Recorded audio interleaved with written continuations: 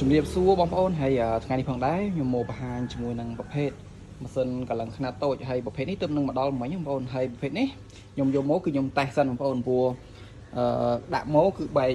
កកន្លែងស្រេលបឿនលឿនយឺតហើយម៉ាស៊ីននេះគឺខ្ញុំបានតាក់ទងទៅខាងរោងចក្រដែរប្រាប់រោងចក្រថាដាក់មកគឺបែកប្រភេទយើងកន្លែងយើងស្រេលបឿនណាហើយខាងរោងចក្រក៏គេ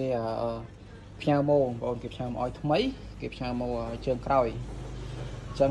សម្រាប់បងប្អូនដែលគាត់ទិញម៉ាស៊ីនកម្លាំងពីខ្ញុំទៅបងប្អូនអាចទុកចិត្តបានព្រោះប្រភេទម៉ាស៊ីនគឺខ្ញុំយកចេញពីរោងចក្រមកផ្ទាល់ចឹងធានាទាំងគុណភាពការប្រើប្រាស់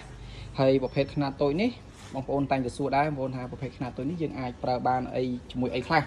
ចំពោះការប្រើប្រាស់ប្រភេទម៉ាស៊ីនកម្លាំងខ្នាតតូចគឺយើងប្រើបានច្រើនបងប្អូនសម្រាប់តម្រូវការជាក់ស្ដែង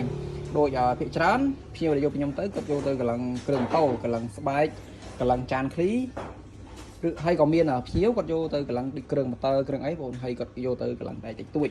អញ្ចឹងការប្រើប្រាស់គឺយើងប្រើបានហើយចំពោះសម្រាប់បងប្អូនដែលគាត់អត់ដែរប្រើគាត់ចង់យកទៅរៀនគាត់អាចយកទៅរៀនបានដូចគ្នាបងប្អូនគាត់ថាដំបងសម្រាប់បងប្អូនដែលគាត់អត់ដែរកាន់ម៉ាស៊ីនកម្លាំងសោះគាត់អាចយកទៅស្វែងយល់បានអញ្ចឹងបងប្អូនស្វែងយល់មួយរយៈព្រោះប្រភេទខ្នាតតូចនេះអត់មានអីពិបាកប្រើទេបងប្អូន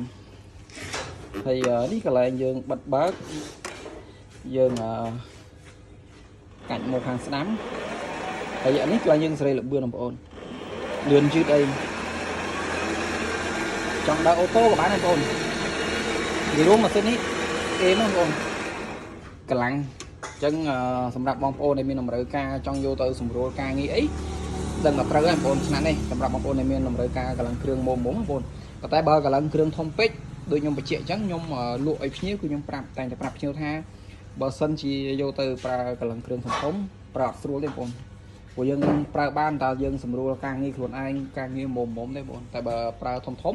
ងប្អូនអាចមើលបានជាមួយនឹងប្រភេទខ្នាតធំអញ្ចឹងណាហើយប្រភេទម៉ាស៊ីននេះក៏មានខាងរោងចក្រគេ free ឲ្យដែរបងប្អូនដូចកបិតកលឹងហើយនឹងឧបករណ៍ផ្សេងដូចជាក្បាលស្វានបន្ទូ